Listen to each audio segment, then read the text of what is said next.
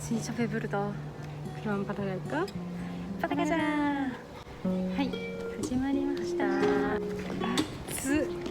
今日は今から IKEA に行きます。超暑いです。今日多分40度ぐらいあるんじゃないっていうね、死んじゃうよね。すごい暑い日です。では今から電車に乗って行きます。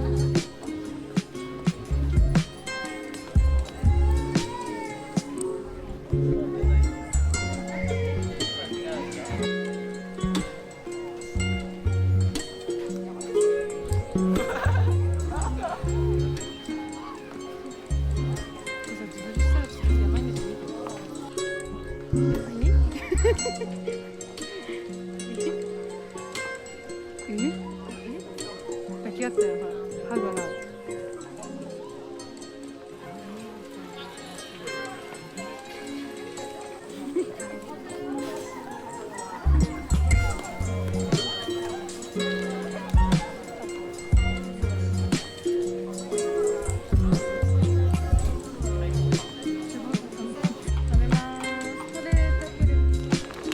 買ってきました。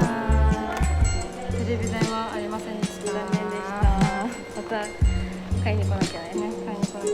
次はあるだけね買いました。はい。今日の動画はこれで終わりです。バイバーイ。